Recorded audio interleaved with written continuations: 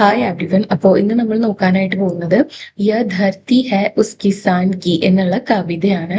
അപ്പം ഇത് ആരാണ് രചിച്ചിട്ടുള്ളത്? കേദാർനാഥ് അഗ്രവാൾ ജിയാണ്. കവിയുടെ പേരെന്താണ്? കേദാർനാഥ് അഗ്രവാൾ. അപ്പൊ നമുക്ക് കവിതയിലോട്ട് കടക്കാം.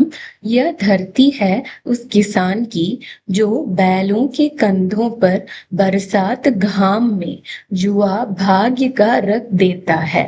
അപ്പോ യ ധർത്തി ഹെ ഉസ് കിസാൻ കി എന്ന് പറഞ്ഞു കഴിഞ്ഞാല് ഈ ഭൂമി ആ കർഷകന്റേതാണ് എന്നാണ് അതിന്റെ അർത്ഥം. ധർത്തി എന്ന് വെച്ച് കഴിഞ്ഞാൽ ഭൂമി, കിസാൻ എന്ന് വെച്ച് കഴിഞ്ഞാൽ കർഷകൻ. അപ്പം ഈ ഭൂമി ആ കർഷകന്റേതാണ്. അപ്പോ ഏത് ടൈപ്പ് കർഷകനെയാണ് പറയുന്നത്? ജോ ബാലോ കെ കന്ധോ പർ ബർസാത്ത് ഘാം മേ എന്ന് വെച്ച് കഴിഞ്ഞാല് ജോ ബാലോ കെ കന്ധോ പർ, ആരാണോ കാളകളുടെ പുറത്ത്, കന്ധ എന്ന് വെച്ച് കഴിഞ്ഞാല് എന്താണ്? കഴുത്തിന്റെ മുകൾ ഭാഗം, അതിനാണ് ഉദ്ദേശിക്കുന്നത്. അപ്പം ബാൽ എന്ന് വെച്ചാൽ കാളകളുടെ എന്താണ്? കന്ധോപ്പർ, ആ പുറം ഭാഗത്ത്. ബർസാത്ത് ഘാമുമേ, ബർസാത്ത് എന്ന് വെച്ച് കഴിഞ്ഞാൽ മഴക്കാലാണ് പറയുന്നത്. മഴേനെയാണ് ബർസാത്ത് എന്ന് പറയാം. അപ്പം മഴക്കാലത്തിലും അതുപോലെ തന്നെ ഘാം എന്ന് വെച്ച് കഴിഞ്ഞാൽ എന്താണ്? ചൂട് കാലത്തും. അത് ഘാം എന്ന് വെച്ച് കഴിഞ്ഞാൽ വെയില്, അതായത് പെരുമഴയത്തും വളരെ അധികം വെയിലുള്ള സമയത്തും എന്താണ്? ജുവ ഭാഗ്യക രഖ് ദേത്താ ഹെ. ജുവ എന്ന് വെച്ച് കഴിഞ്ഞാൽ ഈ ചൂത് കളിക്കുന്നതിനെയാണ് പറയുന്നത്. അപ്പം ഭാഗ്യത്തിന്റെ ഒരു ചൂത് കളിക്കുന്ന അത്തരം കർഷകരുടെയാണ് ഈ ലോകം, അല്ലെങ്കിൽ ഈ ഭൂമി. ധർത്തി എന്ന് പറഞ്ഞാൽ ഈ ഭൂമി എന്നാണ്. അപ്പൊ ഈ ഭൂമി എന്നാണ് പറയുന്നത്. അപ്പം ഫസ്റ്റ് സ്റ്റാൻസയിൽ എന്താ പറയുന്നത്? ഈ ഭൂമി എന്ന് പറയുന്നത് ആ കർഷകന്റേതാണ്. ഏത് കർഷകനാണോ കാളകളുടെ എന്താണ് പുറത്ത്, കന്ധയില്, അവരുടെ കഴുത്തിന്റെ മുകൾ ഭാഗത്തായിട്ട് ബർസാത്ത് ഘാമി, മഴ പെയ്യുന്ന സമയത്തും വെയിലുള്ള സമയത്തൊക്കെ ജുവാ ഭാഗ്യക രഖ് ദേത്താ ഹെ, ഭാഗ്യത്തിൻ്റെതായ ചൂത് കളിക്കുന്നത് ആ കർഷകന്റേതാണ് ഈ ഭൂമി എന്നാണ് പറയുന്നത്.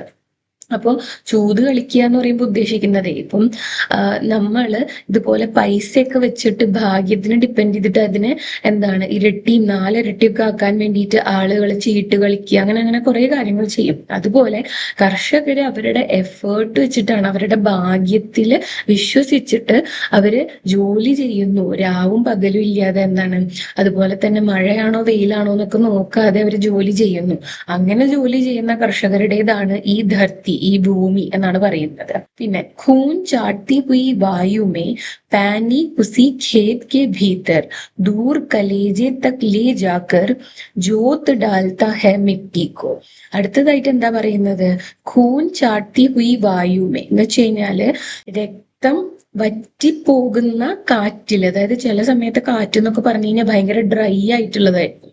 അങ്ങനെയൊക്കെ ഉള്ള കാറ്റില് അത് രക്തം വറ്റിക്കുന്ന എന്നാണ് പറയുന്നത്. രക്തം വറ്റിക്കുന്ന തരത്തിലുള്ള കാറ്റിലും, വായു എന്ന് പറഞ്ഞാൽ എന്താ? കാറ്റ്. ഫൂൻ ചാട്ടി എന്ന് വെച്ച് കഴിഞ്ഞാൽ അതാണ് ഉദ്ദേശിക്കുന്നത്, രക്തം വറ്റിക്കുന്ന. പാനി പുസി ഖേത് കെ ഭീതർ, പാനി എന്ന് വെച്ച് കഴിഞ്ഞാല് എന്താണ്? ഷാർപ്പായിട്ടുള്ള, മൂർച്ചയുള്ള എന്നാണ് അർത്ഥം. പുസി എന്ന് വെച്ച് കഴിഞ്ഞാല് എന്താണ്? കലപ്പ. ഖേത് കെ ഭീതർ, ഭീതർ എന്ന് വെച്ചാൽ ഉള്ളില്, ഖേത്ത് എന്ന് വെച്ചാൽ വയല്. അപ്പം ഷാർപ്പായിട്ടുള്ള കലപ്പ വെച്ചിട്ട് എന്ത് ചെയ്യുന്നു? ഈ വയലിന്റെ ഉള്ളിലേക്ക് കുത്തുന്നു. ദൂർ കലേജെ തക് ലേ ജാക്കർ, ദൂർ കലേജെ തക് ലേ ജാന എന്ന് വെച്ചാൽ ഇവിടെ ഉദ്ദേശിക്കുന്നത് ആഴത്തിൽ എന്നാണ്. അതായത് കലപ്പ വെച്ചിട്ട് ഇളച്ചു മറിക്കുന്നതിനെയാണ് ഉദ്ദേശിക്കുന്നത്. ആ വയലിലെ ഭൂമിയില് എന്താണ്? ഷാർപ്പായിട്ടുള്ള കലപ്പ വെച്ചിട്ട് അതിനെ ഒരുപാട് ഡെപ്തിലേക്ക് കൊണ്ടുപോയിട്ട് ജോത് ഡാൽത്ത ഹെ മിട്ടിക്കോ, ജോത് ഡാൽന എന്ന് വെച്ച് കഴിഞ്ഞാൽ ഉഴുതു മറിക്കുക എന്നുള്ള അർത്ഥമാണ്. മിട്ടിക്കോ, മണ്ണിനെ. അപ്പൊ കർഷകൻ എന്താ ചെയ്യുന്നത്? രക്തം വറ്റിപ്പോകുന്ന തരത്തിലുള്ള കാറ്റിലും ഷാർപ്പായിട്ടുള്ള കലപ്പ എടുത്തിട്ട് എന്താണ്? വയലിന്റെ ഉള്ളിലോട്ട് കുത്തുന്നു. എന്നിട്ട് അത് ഡെപ്തിലേക്ക് കൊണ്ടുപോയിട്ട് എന്താ ചെയ്യുന്നത്? ഈ ഭൂമി അല്ലെങ്കിൽ ആ മണ്ണ്, മിട്ടി എന്ത് ചെയ്യുന്നു? ഉഴുതു മറിക്കുന്നു എന്നാണ് പറയുന്നത്. പിന്നീട് എന്താ പറയുന്നത്? പാൻസ് ഡാൽക്കർ ഓർ ബീജ് ഫിർ ബോ ദേത്താ ഹെ എന്ന് വെച്ച് കഴിഞ്ഞാല് പാൻസ് എന്ന് വെച്ചാൽ ഉദ്ദേശിക്കുന്നത് വളം. അപ്പം മണ്ണിൽ നമ്മൾ കൃഷി ചെയ്യുമ്പോൾ വളം ഇടില്ലേ?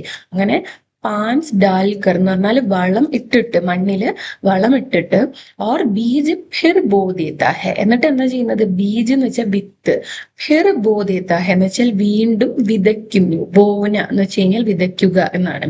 ഫിർ ബോ ദേത്താ ഹെ എന്ന് വെച്ച് കഴിഞ്ഞാൽ വീണ്ടും വിതയ്ക്കുന്നു. नए वर्ष में नई फसल के ढेर अन्न का लग जाता है. അപ്പോ എന്നിട്ട് എന്താ ഉണ്ടാവുന്നത്? നയേ വർഷമേ, പുതിയ വർഷത്തില്. നയാന്ന് വെച്ചാൽ എന്താണ്? പുതിയ. അപ്പം പുതിയ വർഷത്തില് നഹി ഫസൽക്ക്, പുതിയ ഫസൽ എന്ന് വെച്ചാൽ വിളവ്. അപ്പോ പുതിയ വർഷത്തിലെ പുതിയ വിളവിന്റെ ഢേർ അन्न का ലഗ് ജാത്ത ഹെ. ഢേർ എന്ന് വെച്ചാൽ കൂമ്പാരം. അന്ന് എന്ന് പറഞ്ഞാൽ എന്താണ്? അന്നം, അതായത് നമുക്ക് ഭക്ഷിക്കാനുള്ള ധാന്യങ്ങളെയാണ് ഉദ്ദേശിക്കുന്നത്. ഢേർ അन्न का ലഗ് ജാത്ത ഹെ എന്ന് വെച്ച് കഴിഞ്ഞാല് എന്താണ്? നമുക്ക് ഭക്ഷിക്കാനായിട്ടുള്ള ധാന്യങ്ങള്, അല്ലെങ്കിൽ നമുക്ക് ഭക്ഷിക്കാനായിട്ടുള്ള ധാന്യങ്ങളുടെ ഒരു കൂമ്പാരം തന്നെ ഉണ്ടാവുന്നു എന്നാണ് പറയുന്നത്. അപ്പം കർഷകര് ഓരോ പുതിയ വർഷം വരുമ്പോഴും ആ മണ്ണ് ഉഴുതുമറിച്ചിട്ട് അതിലെന്താ ചെയ്യുന്നത്?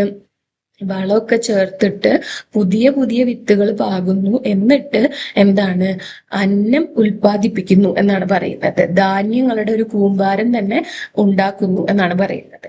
യഹ് ധർത്തി ഹെ ഉസ് കിസാൻ കി, നഹി റാവ് കി, നഹി റംഗ് കി. ഈ ഒരു ഭൂമി എന്ന് പറയുന്നത് കിസാന്റേതാണ്, കർഷകരുടേതാണ്. നഹി റാവ് കി, നഹി റംഗ് കി. റാവ് എന്ന് വെച്ചാൽ രാജാവ് എന്നാണ് അർത്ഥം. അതുപോലെ തന്നെ രംഗ് എന്ന് വെച്ച് കഴിഞ്ഞാല് എന്താണ്?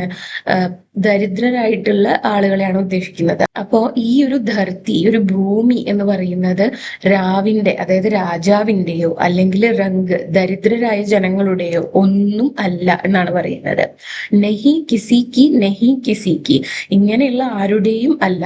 ധർത്തി ഹെ കേവൽ കിസാൻ കി. ഈ ഭൂമി എന്ന് പറയുന്നത് കർഷകരുടേത് മാത്രമാണ് എന്നാണ് പറയുന്നത്.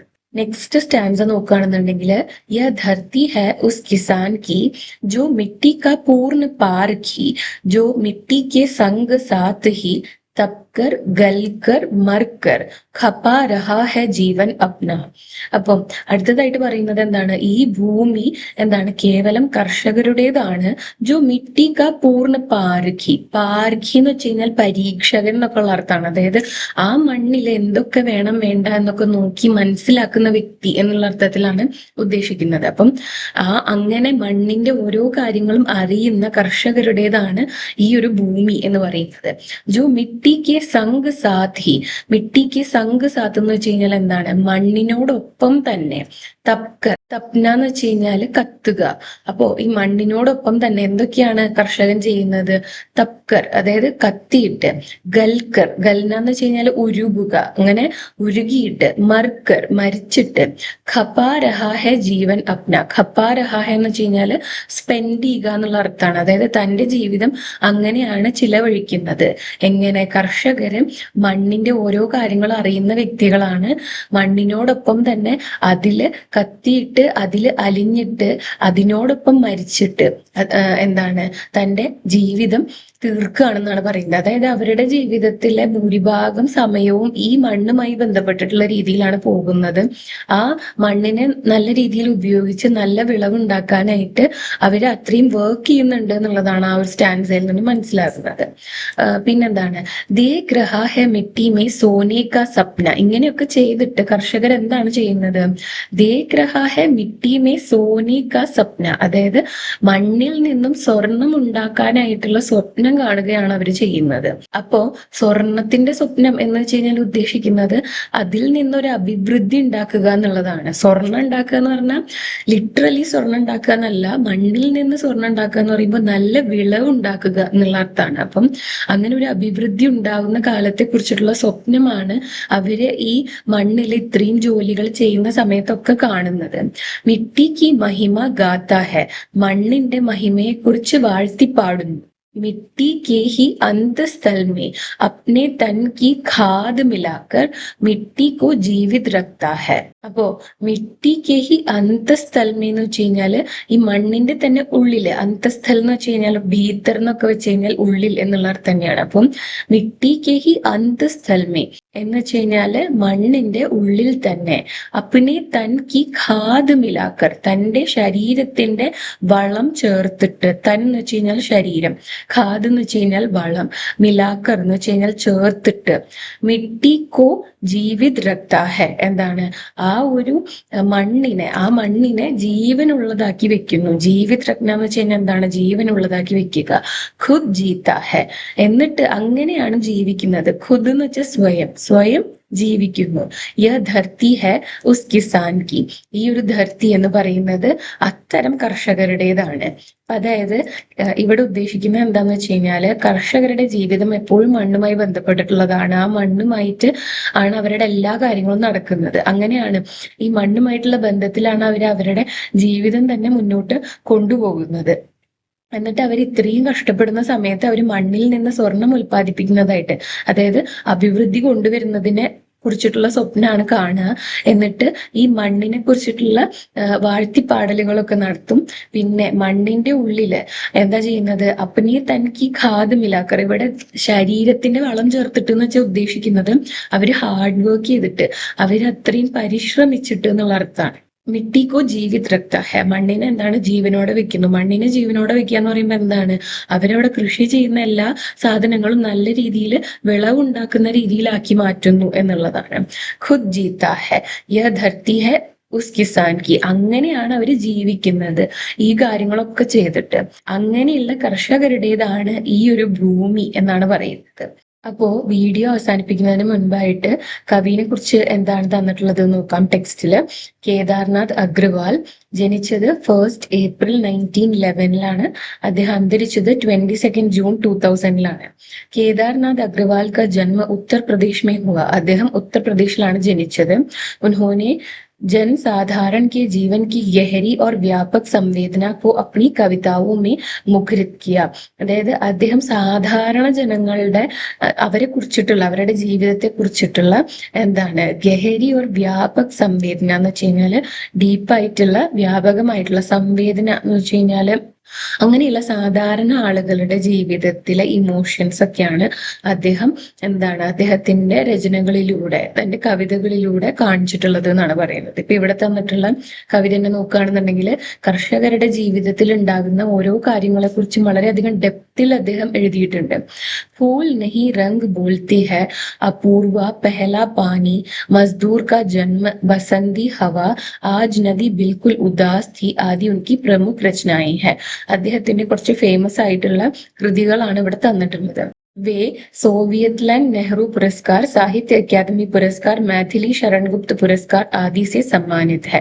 അപ്പൊ അദ്ദേഹത്തിന് ലഭിച്ചിട്ടുള്ള പുരസ്കാരങ്ങളാണ് ഇവിടെ മെൻഷൻ ചെയ്തിട്ടുള്ളത്. സോവിയറ്റ് ലാൻഡ് നെഹ്റു പുരസ്കാർ, സാഹിത്യ അക്കാദമി പുരസ്കാർ, മാഥിലി ശരൺ ഗുപ്ത പുരസ്കാർ തുടങ്ങിയവ. ഓക്കെ, അപ്പോൾ അത്രയാണ് ഈ ഒരു ചാപ്റ്ററിൽ പറയാനായിട്ടുണ്ടായിരുന്നത്. അപ്പോൾ ഇന്നത്തെ വീഡിയോ ഇത്രയേ ഉള്ളൂ. ഈ വീഡിയോ നിങ്ങൾക്ക് യൂസ്ഫുൾ ആയിട്ടുണ്ടാവുന്ന കരുതുന്നു.